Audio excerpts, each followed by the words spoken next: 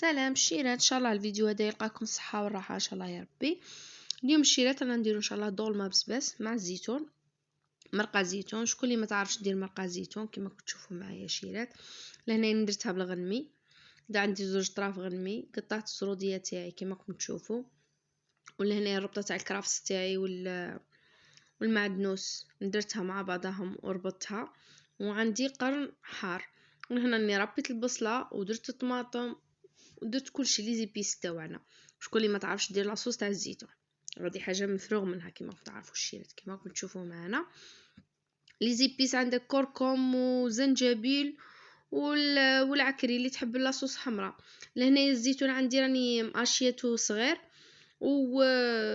وغسلته وخليته يتقطع. لهنايا عندي لهنايا الدولمه، عندي البسباس راني قطعته، وعندي الحشاوش، وعندي قرن حار.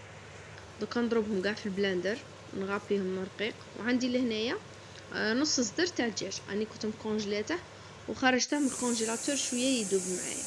هاكا تشوفوا الشيرات، شوفوا كيف قطعتها، حاجه قليله كما راكم تشوفوا، مرصوات صغار هاي ليك. وهنا عندي الحار تاني كما تشوفوا، فهمتوا الشيرات. ولهنايا عندي لا شابلور والبيض كما شفتوا في الاخر، لا شابلور والبيض والحبه بيض برك. لهنا درتها بولات صغار ورمتها في العفاغين، وستفتها هنا عندي الطبسي. نديرو الزيت تاعنا يحمى ونقليو لي بولات تاعنا كما راكم تشوفوا الشيرات. نقليو لي بولات تاعنا ما ينفتحوناش، خاطش علاه درنا معاهم البيض.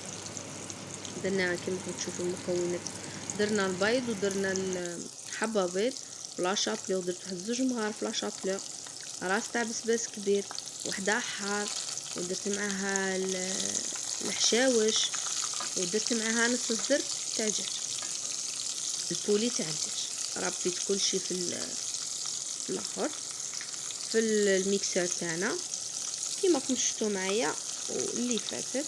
من هنا نقليوهم مع بعض كما راكم تشوفوا، ما يتفتحوا لك ما والو. حمريهم، ما تحمريهمش بزاف، عطيهم تحميره شابه، هادشي علاه غادي تعاودي ترديهم في لاصوص. فهمتوا الشيرات، غادي كاع ترديهم في لاصوص ويشربوا لاصوص تاع الزيتون.